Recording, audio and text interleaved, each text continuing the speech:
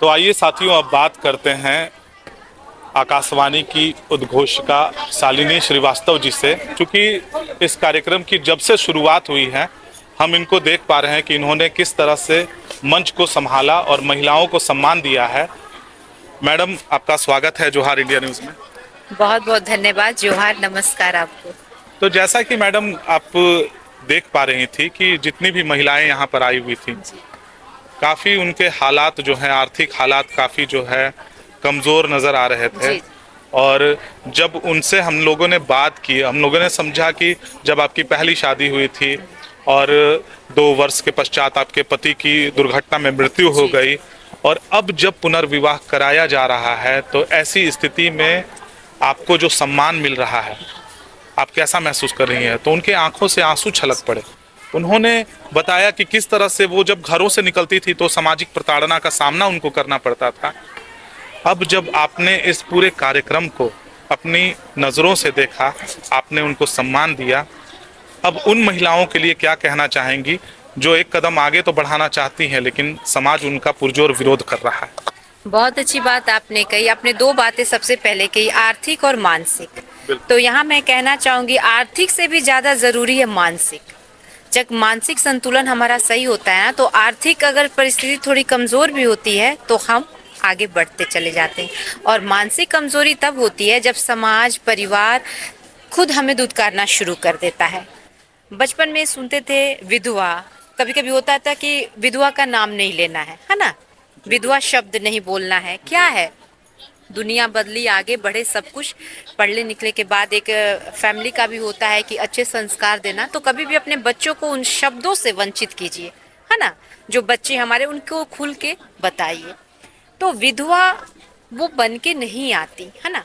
क्यों नहीं, किसी पुरुष के साथ अगर शादी तो दोनों की होती है, बट अगर देखिए कि महिलाओं को विधवा का रूप दिया जाता है, उनका मुंह नहीं देखना है, शुभ काम में उनको रखना नहीं है। वही जेंट्स लोग तो बहुत काम करते हैं, पुरुष करते हैं ना, जिम्मेदारियां निभाते हैं। उनको क्यों नहीं वंचित किया जाता है। और कभी भी होता है, महिलाएं सशक्त हैं, आगे बढ़ रही हैं, और मैं ये मानती हूँ कि पुरुषों को मैं साथ में लेके चलती हूँ। महिलाएं तब भी आगे बढ़ती हैं जब घर के फैमिली मेंबर्स में आपके हस्बैंड, आपके भाई, आपके पिता आपका साथ देते हैं। और कहीं ना कहीं वो बहुत, आज के दौर में जो पुरुष है हमारा साथ दे रहे हैं, इसमें कहने की बात नहीं है। और महिलाओं को सशक्त करने में, आगे बढ़ाने में उनका साथ है, लेकिन कहीं ना कहीं महिलाओं को कमजोर करने में महिलाओं का भी हाथ है। ये बिल्कुल सही है, इसको हम दरकिनार नहीं कर सकते हैं।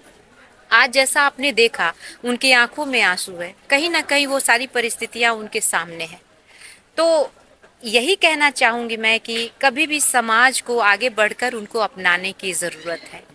उनको बस किनारे ना करें, शुभ काम में उनको पीछे ना करें। ये जैसे जैसे उनके साथ होता है ना, उनका आत्मविश्वास खोता जाता है। और जब उनको आप आगे लाते हैं तो उन्हें लगता है कि नहीं, कुछ कर सकते हैं, है ना।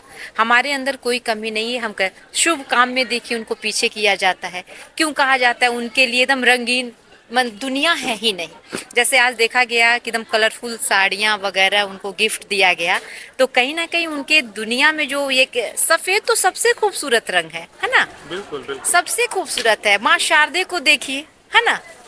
और सफेद रंग ही है। हम क्यों कहते हैं सफेद वस्त्र को धारण करना, और किसी विडो को सफेद वस्त्र में उनको यही देना है, क्यों देना है।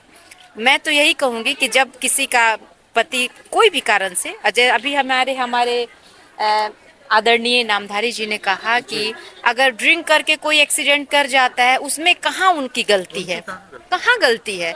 उसके बाद से अभी आपने देखा होगा, कुछ दिन पहले हमारे पलामू की घटना है, शादी होके आई एक्सीडेंट में, तो उस लड़की को कितना प्रताड़ित किया गया।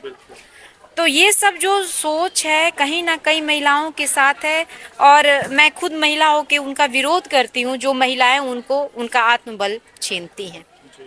और इस कार्यक्रम में आप भी हैं, आपने देखा होगा, तो इनके आंसू हैं जो सिसक रहे हैं।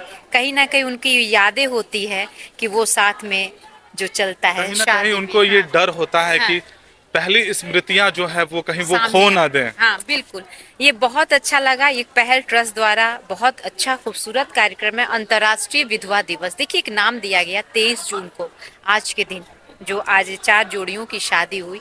एक कहते हैं कि वो रफ्तार हमारी धीमी न पड़ जाए, आओ हम साथ निभाएं, है ना। साथ निभाने में दोनों का साथ होता है।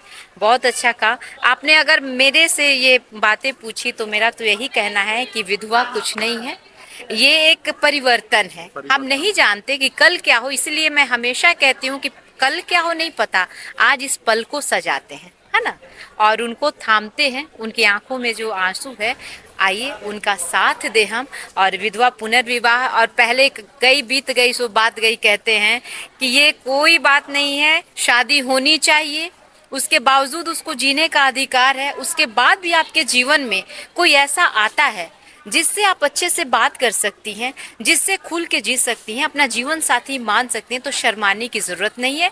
ये फैमिली को समाज को अपनाने की ज़रूरत है। उसे अधिकार है पुनर्विवाह करने का, उसे अधिकार है अपने मनपसंद के साथी को चुनने का, उसे अधिकार है फिर से मुस्कुराने का। तो साथियों, आप सुन रहे थे आकाशवाणी पलामू की उद्घोषिका शालिनी श्रीवास्तव जी को, और उन्होंने कितनी बारीकी से मार्मिक पहलुओं को छुआ है। और इन्हीं तरह के तमाम लोगों से आपको रूबरू करवाते रहेंगे। आप देखते रहिए जोहार इंडिया न्यूज़। तब तक के लिए जय हिंद, जोहार, जय संविधान।